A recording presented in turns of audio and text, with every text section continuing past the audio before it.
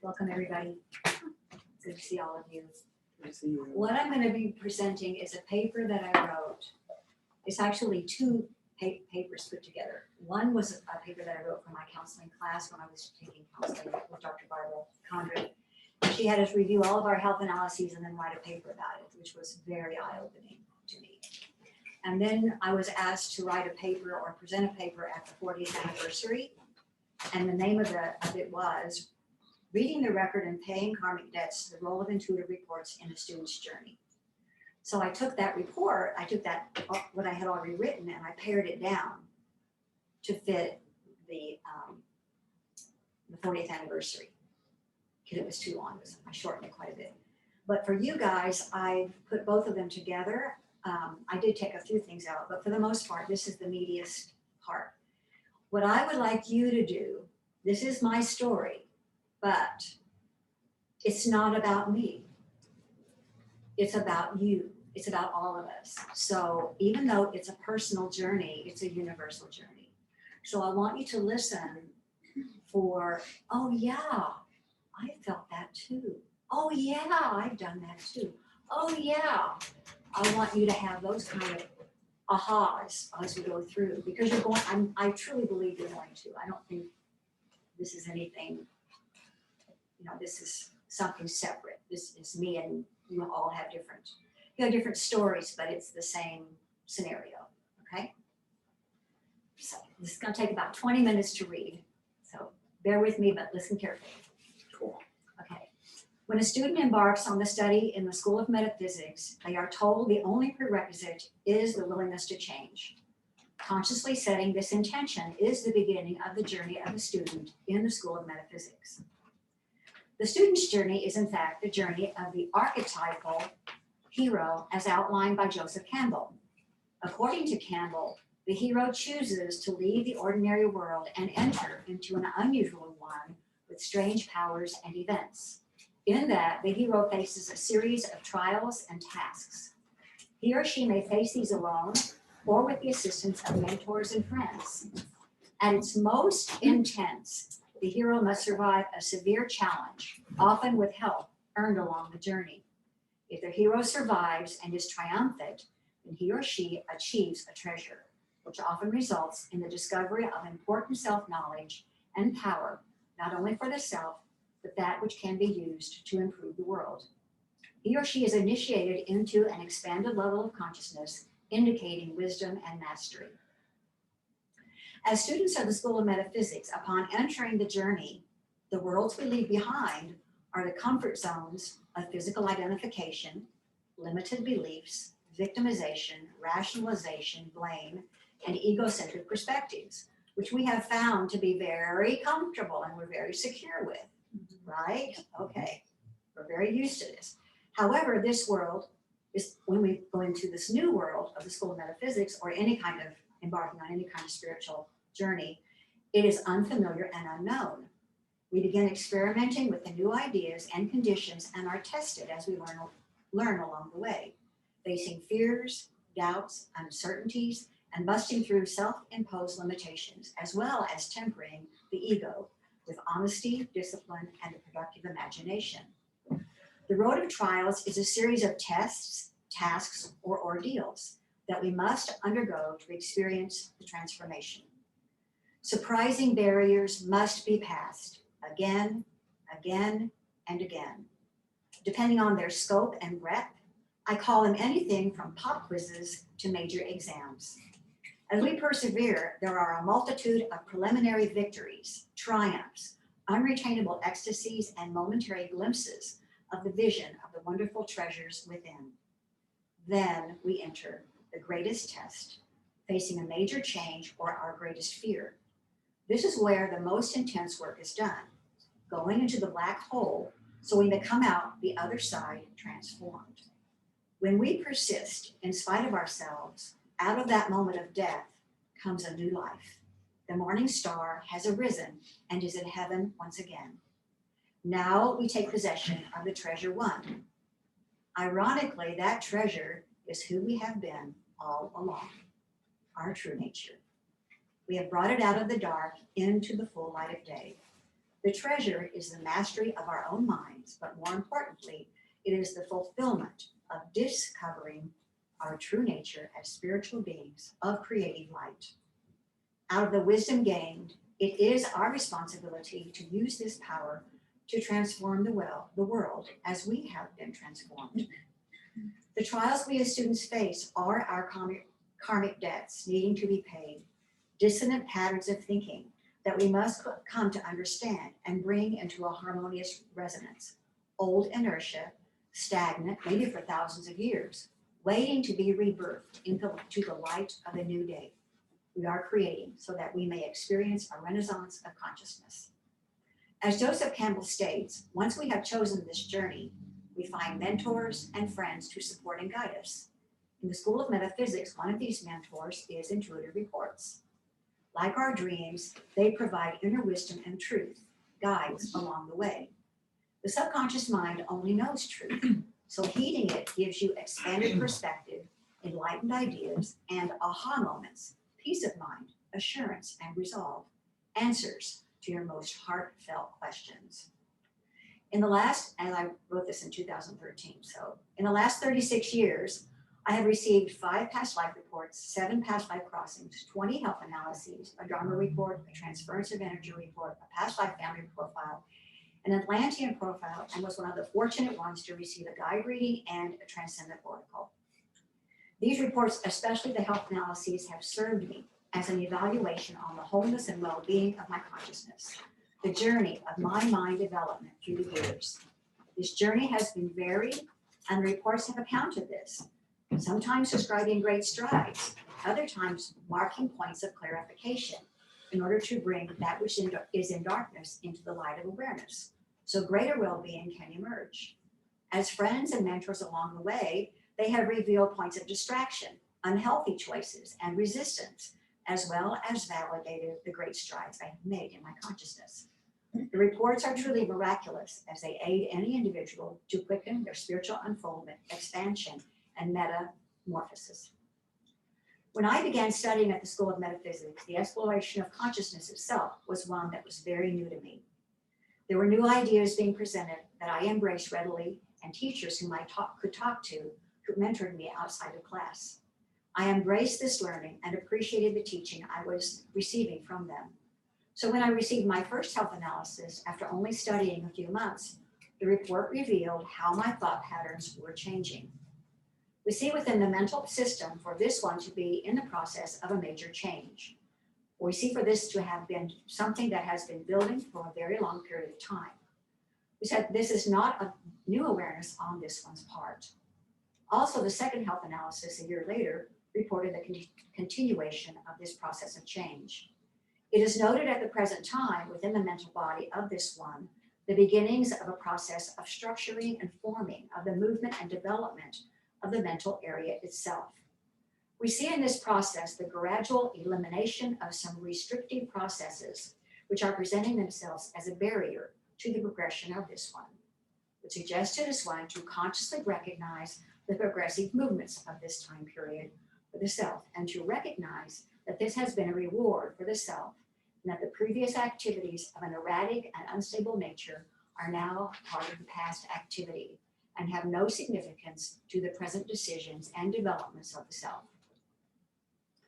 I was aware of the freedom I was experiencing as I studied metaphysics and applied the truths into my life.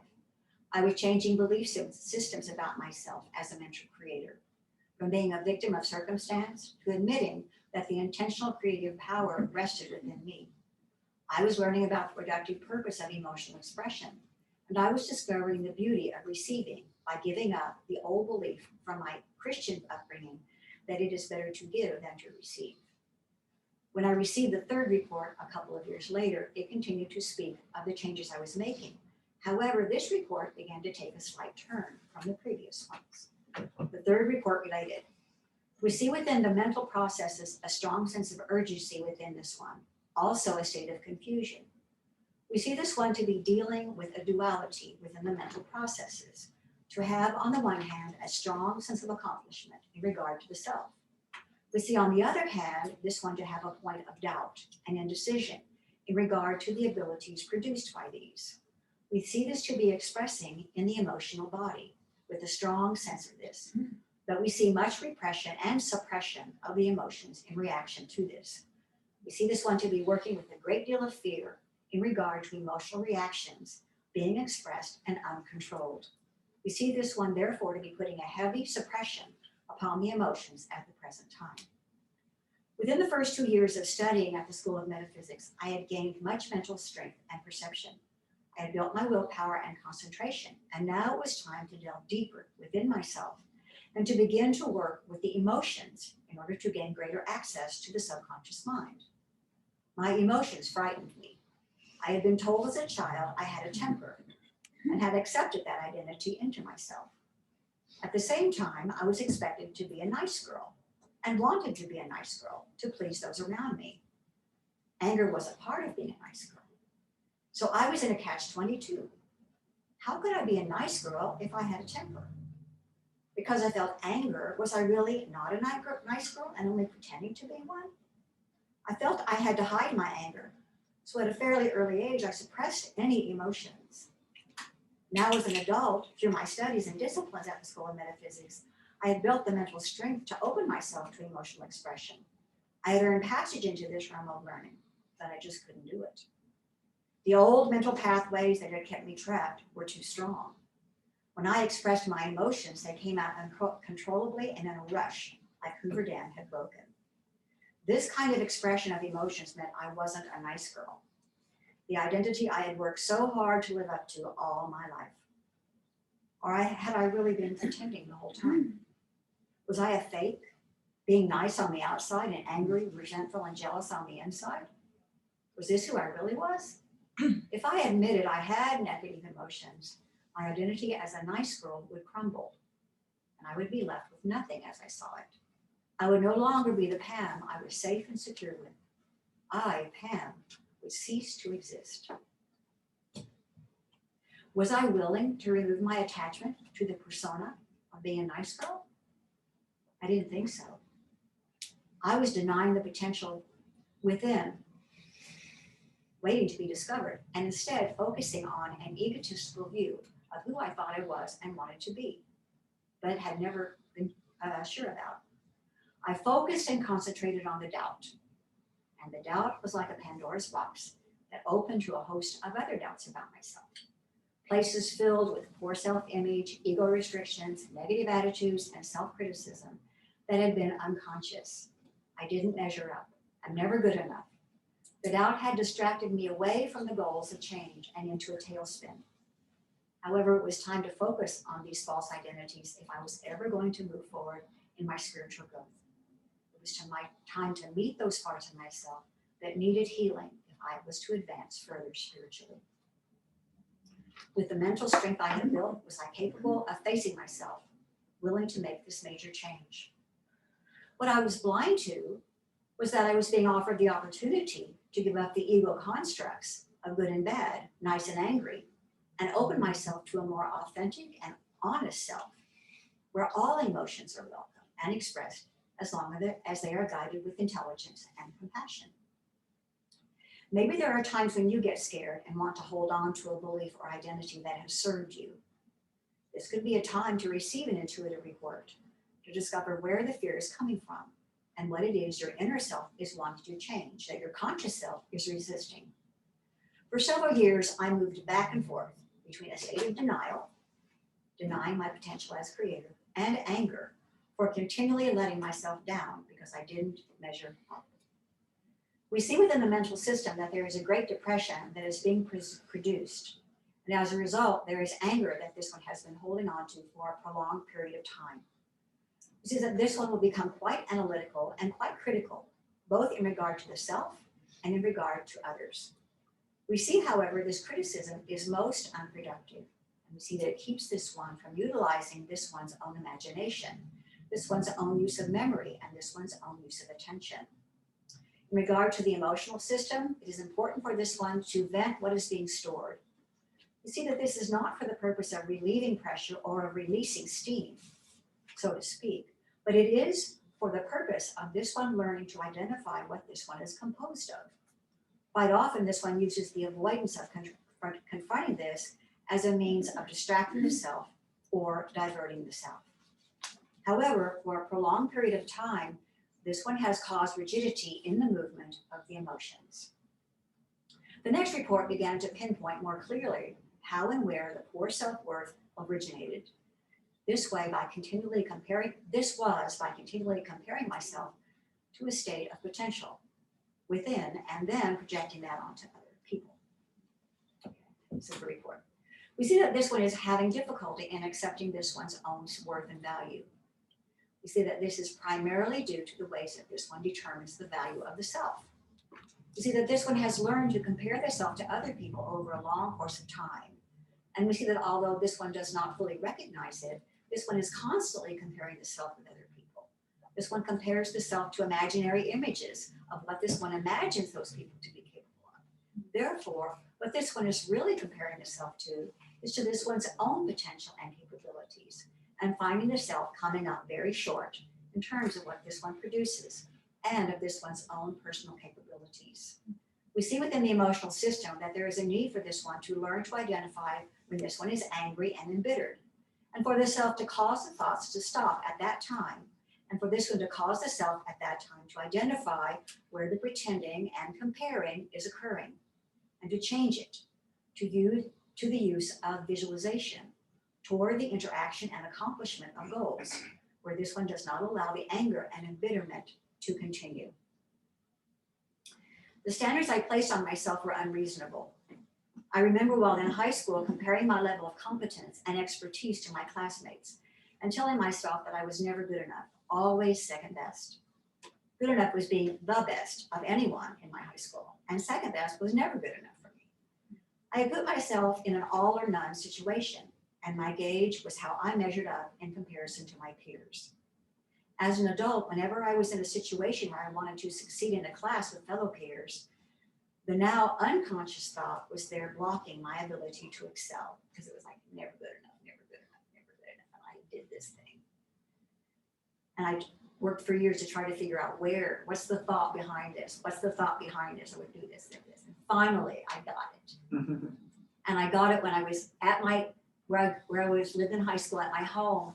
I opened a yearbook, one of my class yearbooks, and I was looking at the pictures and reading what people were writing in my annual, and I heard the thought, never good enough.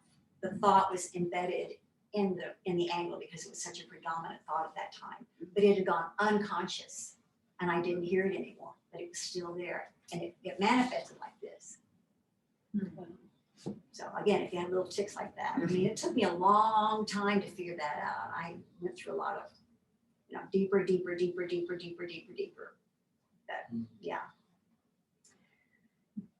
As a result, I would imagine an event I wanted to create, and when it didn't seem to be working out, begin to give up on it, settling for second best. And once again, proving to myself of my incompetence. This intermittent pattern of visualizing and exercising my will, then giving up, thinking it wasn't working, or there was something wrong with me, often seemed like a struggle, something too great to overcome. Why was this? In a health analysis I received in 1993, I received the answer. You see that there has been much striving to change this, but it's been made into a problem or a burden or a difficulty instead of a joy. We see that this one has been attempting to find a source of joy, and see that as this one releases the severity in this one's thinking, in this one's judgment, in this one's assessment of herself, in this one's delineation of right and wrong, as this is replaced with a sense of openness, a sense of expansiveness, a sense of discovery, then this one will begin to realize the beauty in everyday occurrences.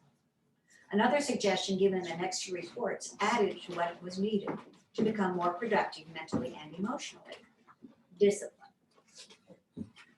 We see that much of this one's difficulty has been the rejection of discipline. This one has equated the idea of discipline with judgments, and with shoulds, and with should nots, and good and bad, with the pairs of opposites as this one would understand it. And we see that this one has become engrossed and entrapped in this time and time again. This report suggested I needed to upgrade my idea of discipline from a reward punishment system to seeing discipline as holding an image of an ideal and continuing to reach toward that ideal until I matched it.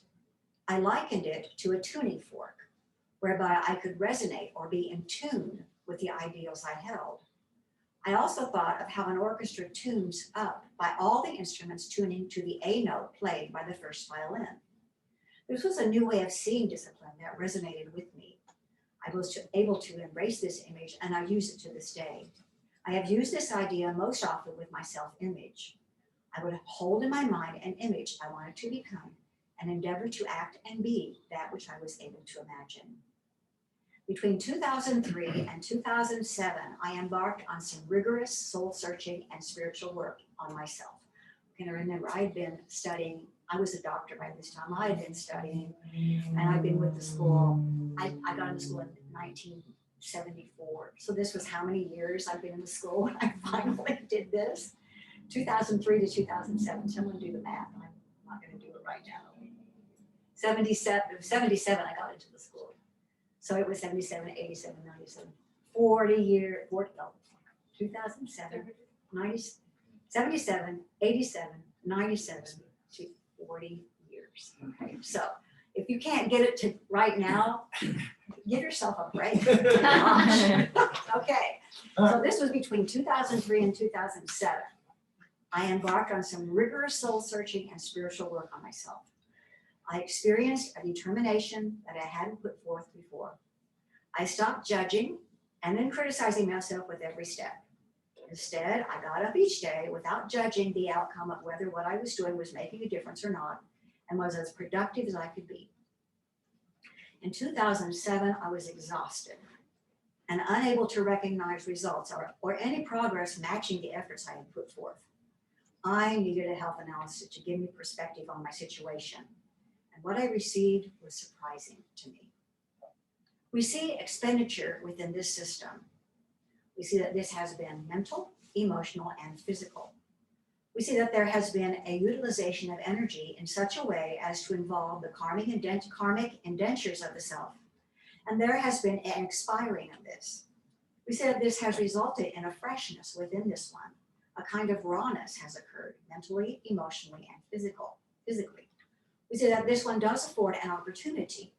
We see that this does afford an opportunity, mentally, emotionally, and physically, for this one that has been rare in this one's existence. And we see it also does provide this one with the opportunity to become renewed. This report revealed that the effort I had put forth had resulted in tremendous internal change. I had removed much karma and had brought myself to a threshold of a renewed way of thinking. This report was validating to me because I was aware of how exhausted I felt. That was my reason for getting the health analysis in the first place. I wanted to know why. When I found out it was because of the effort I had put forth to remove the blockages within my thinking, and that I had succeeded, I was relieved and encouraged. But more than the validation, the report gave me a direction for my thinking and emotions. Emotionally, the report suggested letting go and resolving situations I was holding on to from the past. The report suggested to set new goals and new ways of motivating myself. I no longer function from being motivated by fear, anger, or what I thought other people thought about me. I had to seek a more enlightened source of motivation. I can define that as a desire to serve the whole and to resonate with the highest of integrity, love, and healing. I also recognized my importance to the whole of creation and was motivated to make choices that aligned with the purest of vibration. The intuitive reports are a feedback system to bring to light your current state, mentally, emotionally, and physically. The suggestions offer a place of acceptance so that change can occur. Change means opening to a greater state of wholeness and health. This can be mental, emotional, and physical. As we open ourselves to truth, we refine our vibration, causing this purer mental resonance to filter into our emotions and physical bodies. It is important, I think, to honor every step of the way, honoring your karma, honoring our learning, even honoring our negative feelings, emotions, or states of mind. They are our signposts along the way to being liberated from them. Admitting and accepting are freeing. I have found that in honestly admitting my present state of mind, especially if it is one that I might consider negative, I let it go and it doesn't exist like it did before. If you want to accelerate your soul growth and spiritual development, I recommend you transcribe lots of intuitive reports, receive them for yourself, and review the ones you have received on a regular basis. As your consciousness expands, you will be amazed at what you discover that you didn't notice before. In the movie, It's a Wonderful Life, there is a scene about when a bell rings, an angel has just gotten their wings. What do you think happens in heaven anytime karmic debt has been paid and the hero triumphs? May your hero's journey be filled with light. That's very nice. Hear from you. Very good. Good time. I absolutely love the juxtaposition of when you're reading about times when you weren't feeling good enough, sitting next to the sign that says greatest of all time. We're all so proud.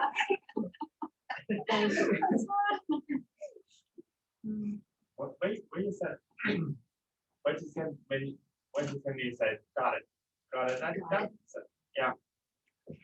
That sounded really inspiring and pressing. And I don't know how to describe that. Just sounded really motivating. And a lot of other things. Thank you. Yeah. Good. Great. Inspiring is definitely a good word. Yeah, I agree. Being able to almost just kind of walk with you in that process. Because sometimes we get caught up in that one tiny moment, but really it's just this whole line of processes that we go through. So I really appreciate being able to share that with you. Thank you. Or you share that with us, rather. And that provided a clear overview of a multi-decade journey on this process of enlightenment. And that's something that, in the 3 years I've been here, is really seldom spoken of.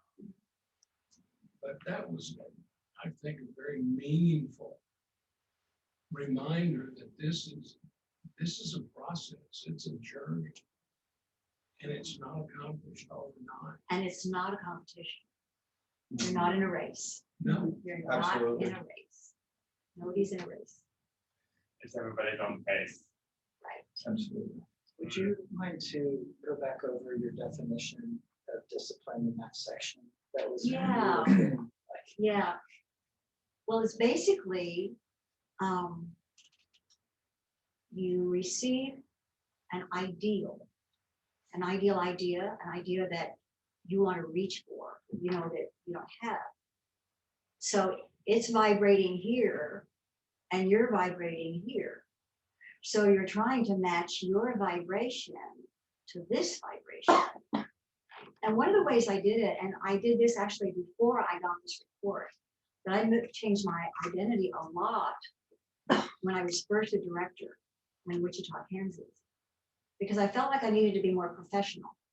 So I made a collage of women from magazines that to me had some kind of aspect of professionalism to them, whatever that was. And then every time I left the school and went out, I would put it on like a coat. In other words, I would feel it. I basically would feel it. I would walk around pretending I was this professional person. And so I would walk around the grocery store. I would walk to the light, anywhere I went, there was just totally neutral. It was like a little kid, And what was so amazing to me one day when I realized, I had an aha moment where I did this one day and people treated me different. And I said, do you work out? Somebody just came up to me and said, do you work out at the university? I said, no, I go out there sometimes, but I don't work out there. So I know they're seeing what I'm pretending. They're seeing that. And so I wanted to do it at times when it was neutral, didn't matter, so that when it really mattered, it wasn't such a big leap. So when I went to do a radio show or do a lecture or something like that, I had already practiced this. So it was a lot more, it was a lot easier to make that shift. And I've told a lot of my students that, and some of them just don't get it. It's just so disappointing to me because to me it was so much fun and it was so innocent. And other people just, well, if any of you like the idea, go for it. But if you don't like it, it's fine, you know.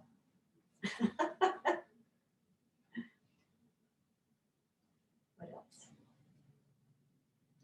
I liked the part of the report that talked about the purpose for the emotional expression being to see what you were composed of.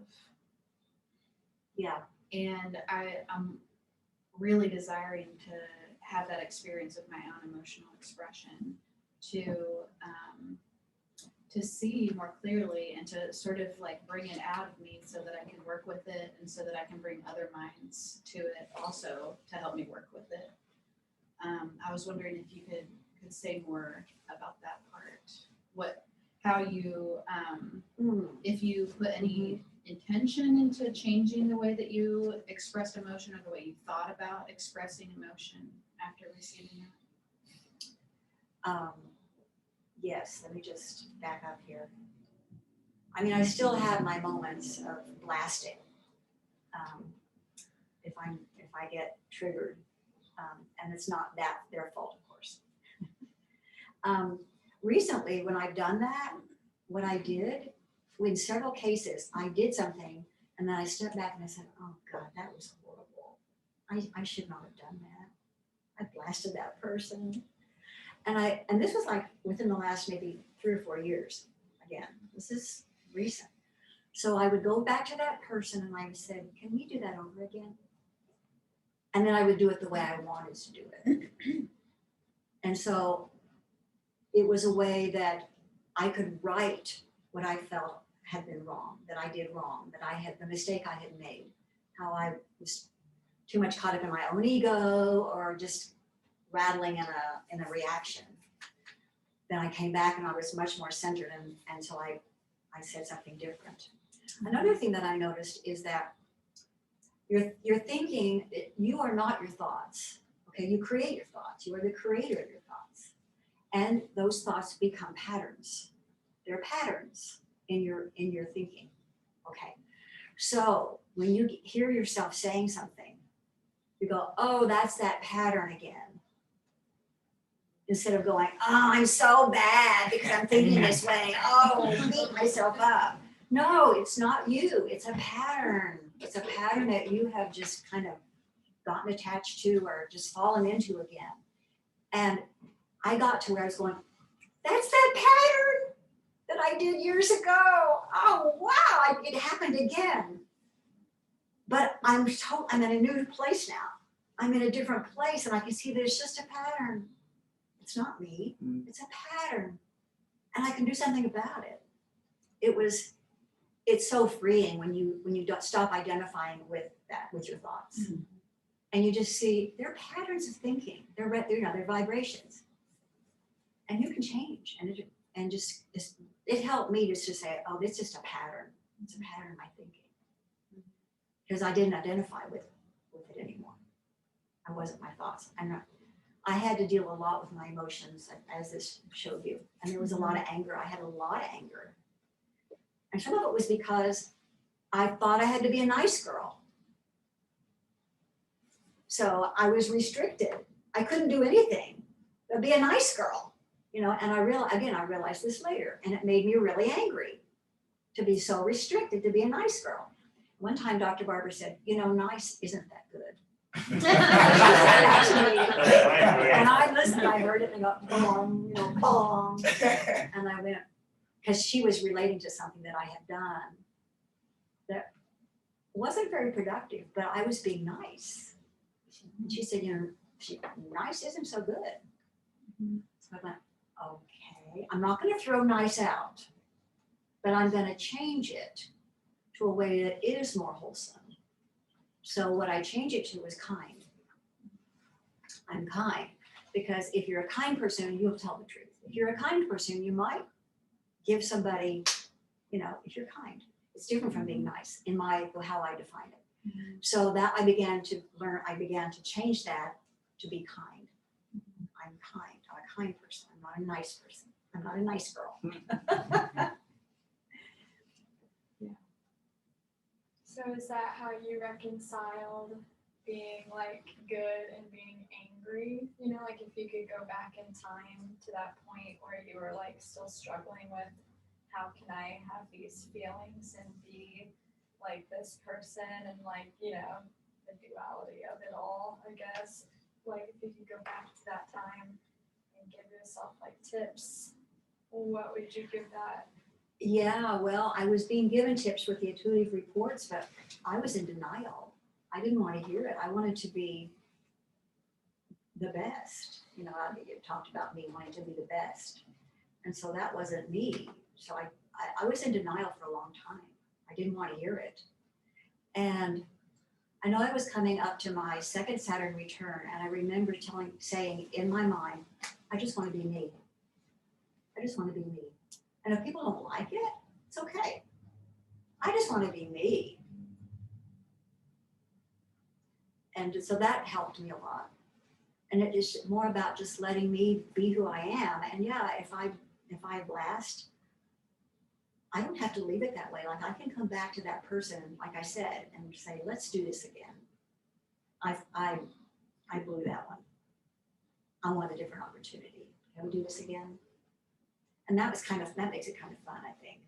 You know that. It's all practice anyway. Yeah, and it's another practice. Yeah, another way to practice.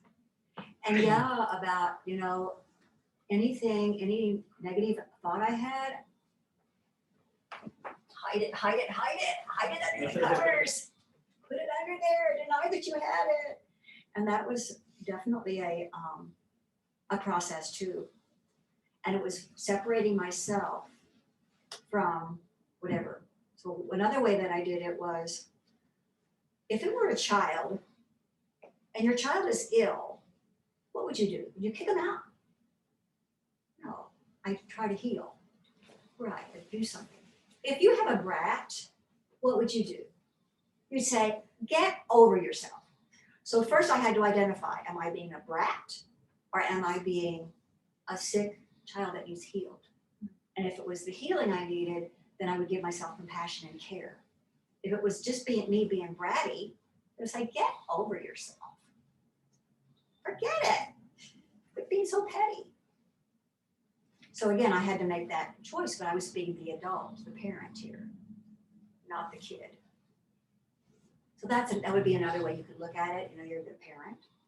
I heard something recently, which is so beautiful, and I want to tell you. I was listening to this gentleman, and he said, "You can't be a master and a victim at the same time. You can't be a master and a victim at the same time. So if you want to be a master, then you can't be a victim." I thought that was really good.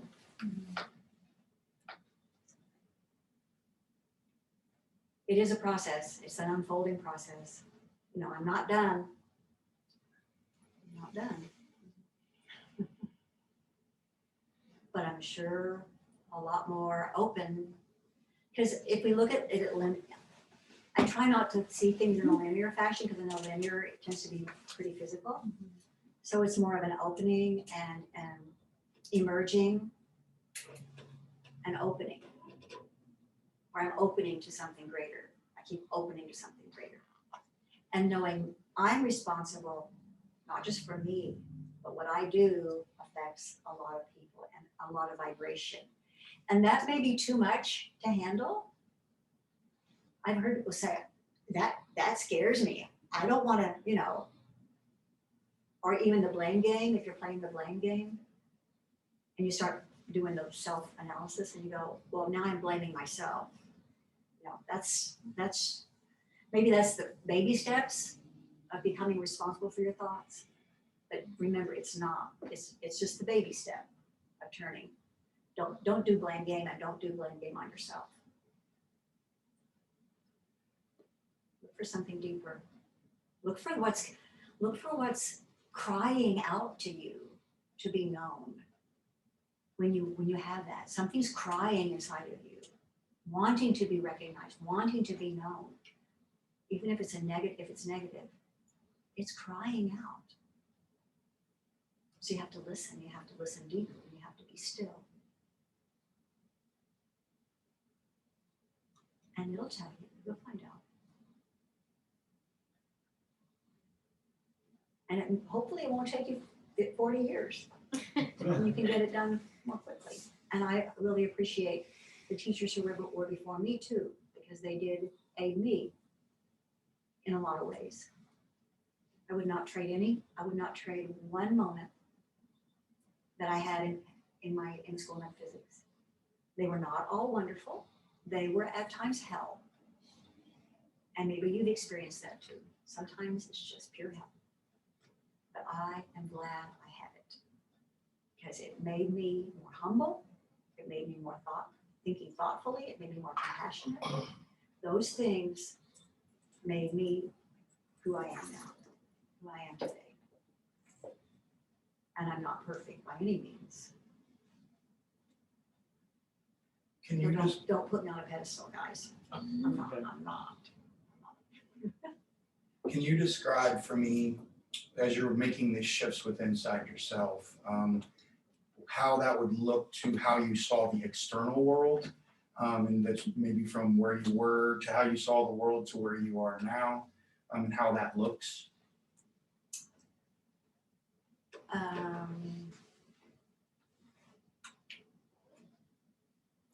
I was very unconscious. I took a lot of things personally before I started in the school. I'd get my feelings hurt really easily. That was another total change. I remember I began to see that if people don't do what you want them to do, you're either mad at them or hurt. And I went, ew, that's not very pretty. That's not very nice. So what you're gonna do is you're gonna give no matter what. So I spent a year intentionally giving no matter what. And it doesn't mean being a doormat when you give no matter what, because you can give space to people. You can give people what they need to hear. You can give them truth. There's a lot of ways you give that people think, oh, when you give, you just give. You just have to get down on your knees and let them walk all over you. No, that's not giving. So it was a matter of redefining what giving was. So a lot of it was redefining myself. And yeah, I was bottled up emotionally.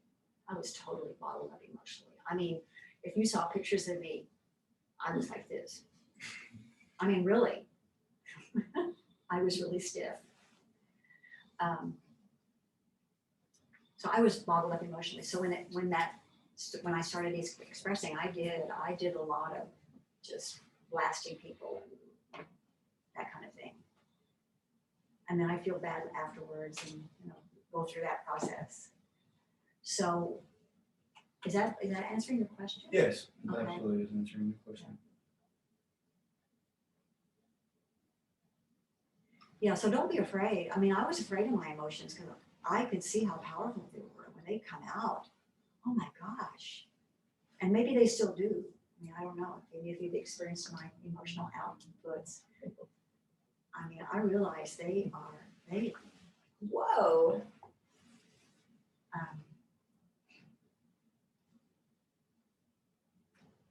Yeah, Ryan. I believe the thought behind it was, I'm not enough. Right. But a manifestation of it in your hand, in your I fingers. know I am never good enough. Never good. I'm never good enough. That was what I told myself. Can you describe that process of discovering or discerning or seeing that thought form and the experience of your hand no longer doing that a little more clearly? It was a process. It was definitely a process. First it was, like, I'm okay. I tried to have affirmations. I tried to do affirmations, and I'd still do this. I knew I hadn't gotten there yet. Like, I'm okay. I'm better. And I think that was one of them. Boy, I know I went through several steps to get there, but I knew when I quit doing that, when I would quit, I had found it. I had gotten to the core thought. And another thought that I came to was poor me. Poor me. Self-pity. A lot of self-pity. Because it was the way I had got control of people. And I know I've seen other people do that. You know, don't you feel sorry for me? Poor me. My life is so horrible. Oh, poor me. Oh, you're really good. Or whatever we do, you know. But the thing was, in school of metaphysics, it didn't work. Yeah. So I do the poor me dance, but nobody would dance with me. So it's like, hey, you're supposed to be dancing with me. You're not. Okay. And then I'd be mad or hurt because they wouldn't dance my dance. So it was, that kind of thing going on too. The poor me. I thought that was, this was a poor me thing, which I think it probably was another layer or dimension of it. What was so amazing was when I opened my yearbook and there was that thought, the thought of I'm never good enough. And I remember thinking it so many times in high school, so many times. And it was just impressed in my yearbook, the thought. How did you see that thought again in the yearbook? I was just looking at, I was there for Christmas or a holiday or something. I was in the room that I had been. There were some high school annuals in a bookshelf, and I wasn't sleepy, so I pulled some out, just looking at them, and just reading what people said, said in the backs, and just kind of nonchalantly. And then I heard it. I just heard it. I'm never good enough. And I remember saying that to myself. And it did go unconscious. So another thing is when something that's been unconscious rises, you might go, oh no, I don't want to hear that. Don't do that. If something unconscious rises to the conscious now and you're hearing it, it really is a time to celebrate, because becoming aware of something is the first step of actually doing something about it. If you don't even know it exists, how can you change it? How can you do anything with it? So becoming aware of that, reports kept saying, visualize, visualize, visualize, be disciplined. So you begin to visualize and you don't turn it into something heavy. It said, don't turn it into something heavy. Make it an adventure, make it fun, make it enjoyable. Don't make it heavy. So could you kind of outline, so if something subconscious comes to the conscious and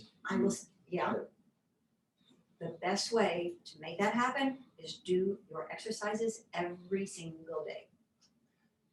So Because your mind will become quieter, and then those things that are just kind of down here in the basement are going to come to the surface, and then you'll hear them. and when that happens and you identify, oh, here's a unconscious pattern I've been holding all this time. Can you maybe in your experience outline how you dealt with that and or resolved it and or moved on versus making it heavy versus dwelling, the difference between maybe dwelling on something like that and or just how to constructively move forward with that or when you're done?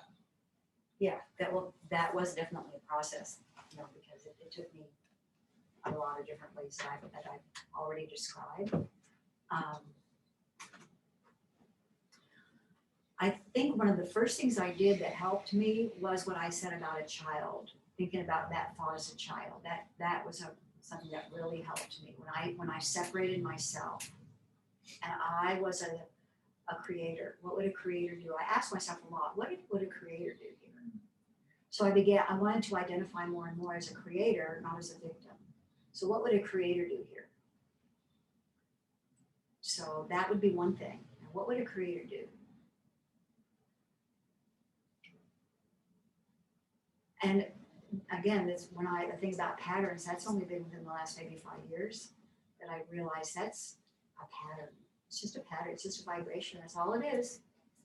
It's just vibrations over here. And this is how I identify that vibration. And I can change that vibration. So it's like it doesn't intimidate me anymore. Doesn't intimidate me.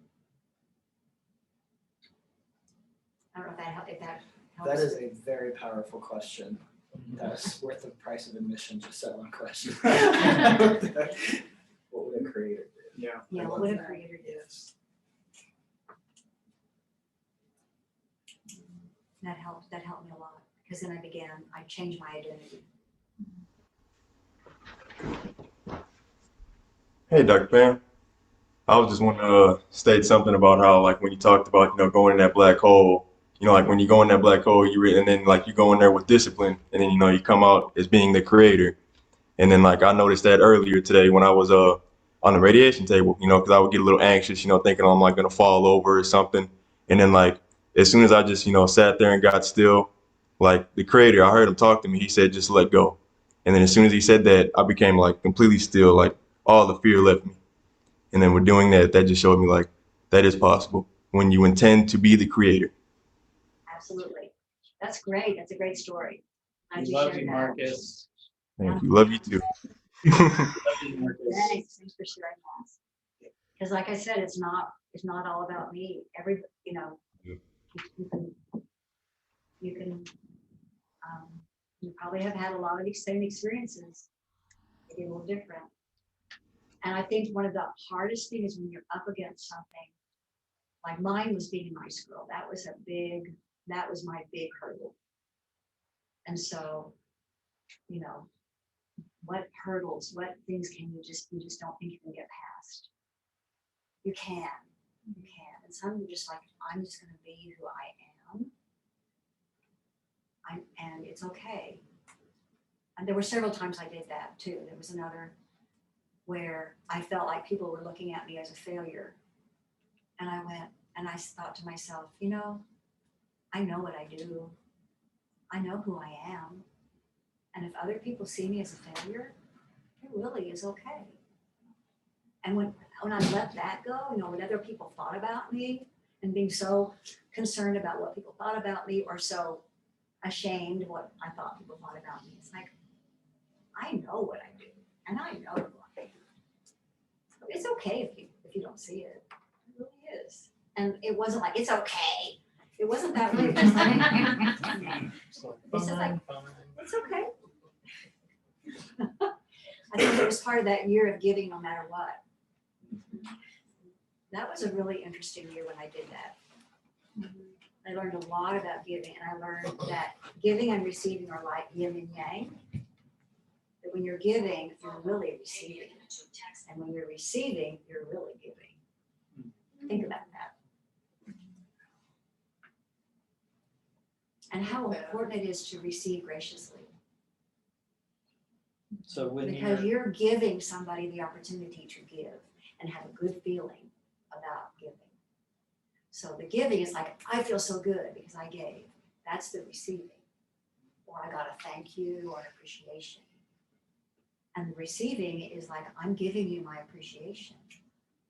I'm accepting whatever you're giving to me.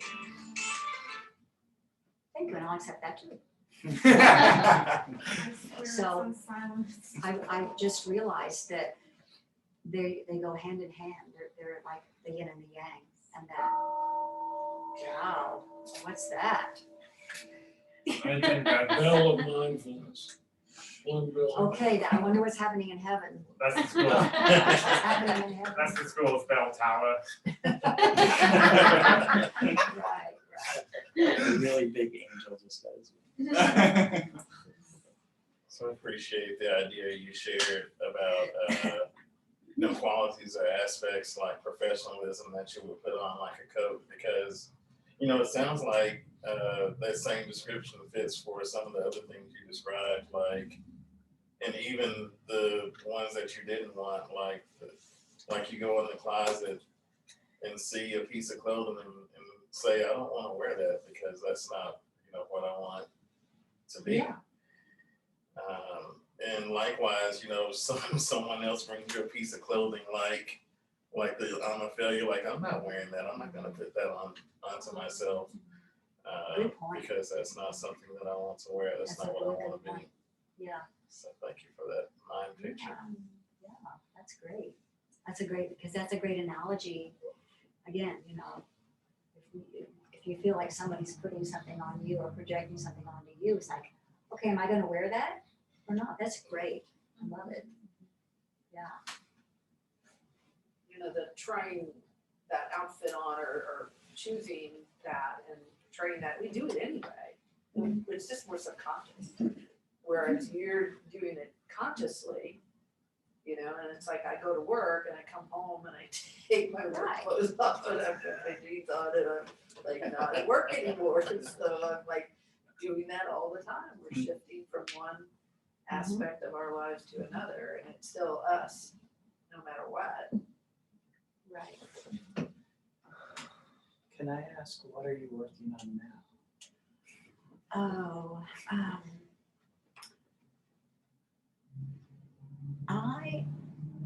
this has been within the last few days because I substitute teach, and I substitute teach in a preschool, and I substitute teach in a Montessori school. And where my expertise is the best is 3 to 5 year olds. I have no experience with 1.5, which is the 3. And I have been immersed in 1.5 and 3 year olds in the last about week. And so okay, I'll say this and I'll say something else, okay? This is more of a conscious mind thing that I'm working on. But, you know, I think I mentioned, you know, if you cry and poop, then, you know, I have to change your diaper. So, you know, those things I hadn't, when was the last time and being around little kids and they're crying. And running around and doing it's like, woo, woo, woo. And so, there was one point a day or two ago, I just quieted myself and everybody got quiet. Ooh, you know, you're part of the problem, my friend. And you're going, woo, woo, they're going, woo. And then just being cheerful the whole time, no matter what they're doing. Not So you went having, from not victim being to angry master. at them, not being impatient. What? You went from victim to master. I say that on an internal level, the thing that I'm working on right now, I don't know if that's really the right word, but what I am endeavoring to understand and carry in myself and align with and recognize that it's a part of me is grace. Grace. What does grace mean to you? It means being a presence that has compassion, has understanding, has love, and has healing.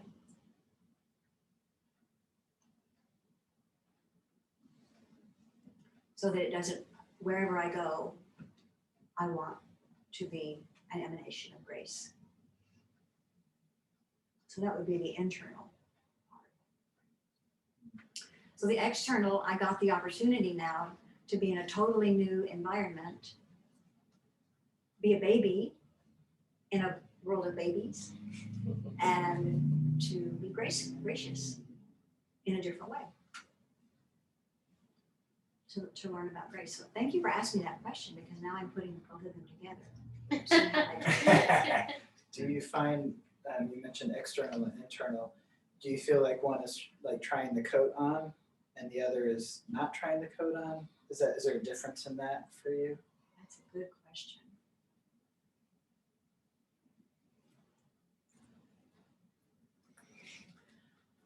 think when I'm dealing with the conscious mind, which I would say is the school, it is like putting the coat on. When it is the internal, it's not putting a coat on, it's just embodying, learning to embody. So it's not something that I put on from the outside, it's something that comes from within and comes out.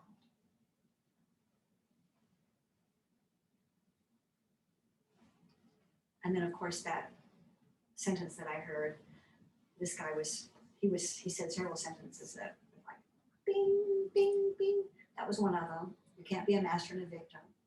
The other one said, be in the world in a new way. Be in the world in a new way. Wow. That's great. I really like that. Because then it opens up. The world is changing. You know, I mean, it's chaotic right now because there's so much shifting going on. Old is going, new is coming in, or whatever you want to call it, whether it's old and new or not. But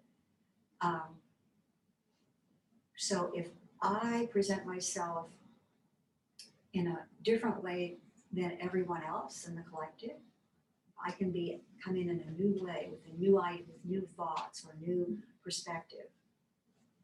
Then I can offer that to others. Another thing he talked about was being in the upper room, which is basically has to do with vibrations. Like, okay, this is where pretty much everybody is on this vibration. And get into the upper room, which is a higher, I want to call it higher vibration. So those are the things. I mean, I really like this guy. He said some good stuff that hit me. Yeah, I want to do that. So thank you for asking. Because it's like, I'm not done. Are we ever? I heard somebody say, like, use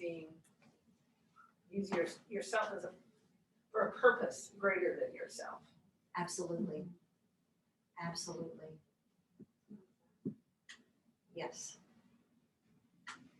There was another thing that I'll tell you this too, because this is when I really latched onto that, was there was some day-long seminars that Dr. Barber used to do that were called Powers of 10. And one of the things we did was get in a circle, and some of you have probably done this because we've done it since then, and they got in a string and gone across and made this huge web, and you just pluck one part of it and the whole thing vibrates. Okay. Well, I'd done that several times with the group, but one day I got, how do you want your string to vibrate? However your string is vibrating, it's going to affect the whole web of creation. So how do you want your string to vibrate? So when I received that, it was like, okay, this includes so many things. It's not just what I think, it's the books I read, the music I listen to, everything about my life vibrates my string. And so if I watch something or listen to something and it's a negative, then my string is vibrating that way and I'm affecting the entire web of consciousness. Well, I want my string, again, this is an ego statement, I want my string to vibrate to the highest I possibly can. Because, not just because I want to be the best, I got rid of that. But I do want to be the best influence that I possibly can into the web of consciousness. So that was another thing that I started practicing. How do I want my string to vibrate? And I realized that when each of us works on our own wounds, we're not just doing it for ourselves. We are doing it for the collective. I don't know how you feel about that. That makes me, right? That just is why I live. And I'm not doing, it's not just all about me, it's about everyone and everything, the entire collective.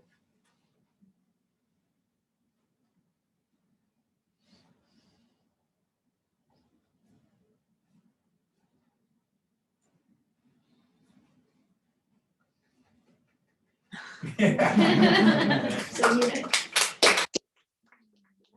you got an encyclopedia of a lot of my, what I've done through the years. And it's, has not always been easy. Has not always been easy. So don't think it's, you probably understand that. It's not easy.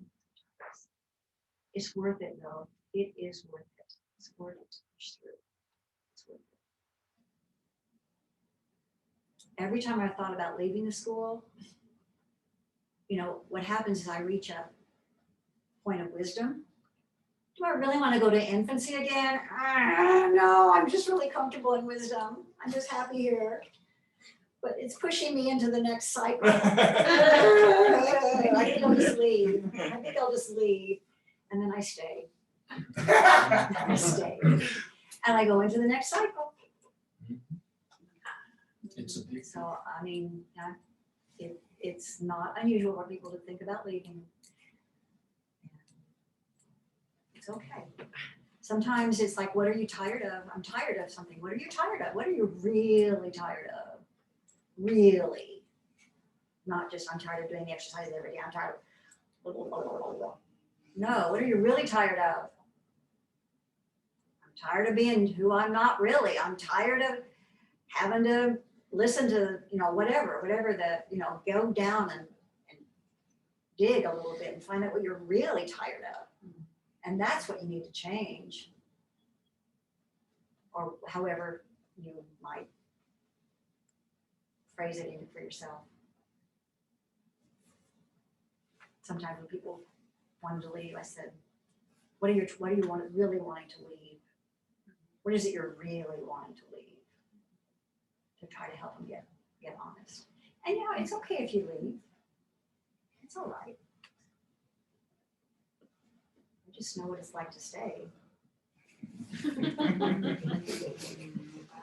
And I another thing is I wanted to be a living example of what the school taught. I wanted to be a living example of what the school taught. And sometimes I didn't think I was that at all. But it was something that I had in my mind. I want to be a living example of what the school teaches so that when people look at me, even though it's an ego statement, when people look at me, they can see what the school teaches. They can see a product of what the school teaches. And of course, I put out effort. It wasn't all the school doing this to me. Of course not. You have to put out the effort. You have to stay open. I think that was another thing that helped me reach and try to be better. Doctor, I had a experience like not too long ago. I've been having staff issues and all that stuff. So I was like, so what if I change my way of thinking? So I did. And the staff that didn't want to be with me no more left. And all the people other new people came in. And now it's like a whole new environment. I'm like, wow, I never experienced this before. So Thank you so much for saying that. Thank you so much. That's such a great story because that's going to happen. As a director, that happened to me. I would change my thinking and everybody would leave. yeah. That's right. And then new people would come in and it would be a different type of person. That's great. I'm glad you said that. And I'm so happy for you too. Thanks. Yeah. Yeah, that's great. Good point. Well, in my opinion, I think that you are a living example of the teachers of the school. Because before when you were in the college, I didn't, talk to you a lot. But when you moved to Springfield, I have the opportunity to talk to you. And every time that we talk and that you have really wisdom, that if I have this, whatever thought, and then you say something and I'm like, that easy. So I was like, wow. And it's that's my opinion about you. And I don't know. I know that it's not easy, like you say, and I'm kind of in love with the school of metaphysics. And when people wants to leave or when people leave, it sometimes I feel sad. Absolutely. But I get to the point that probably is not their time, or I don't know, they have to be a little bit more in love with, I don't know, it's a divine order, but Right. yeah. But thank you for moving to Springfield. We have the ability to talk with you. I'm glad to do it on, thank you for having me. Because I know my journey, I just feel like I could benefit a lot of people because, I wasn't perfect all along, and you're seeing me now that you didn't see me even 5 years ago, or 10 years ago, or 20 years ago, or, 30 years ago. I was always resentful. I was always jealous of other people. I mean, I had a lot of nasty thoughts because I was jealous because they were better than me. No, you didn't, they were under the rug. Wasn't that just a crazy way to live? Yeah, and I had to put it on the rug and be nice to them. And then one of the things that people were saying about if you feel jealous, it's usually because you want what they've got, but you're not willing to put out the effort to get it, and they were. So I listened to that, I heard that, and I started feeling jealous. I went, what is it they have that I want, that they put out the effort to get, that I'm not willing to put out the effort to get. So that helped me with the jealousy part. It helped me a lot. So it's. We do have class at 7:30. Yes. Yeah. Thank you for coming. We're so grateful. Thank you. Thank you, Dr. Pam. Thank you. Yes, happy to see you guys.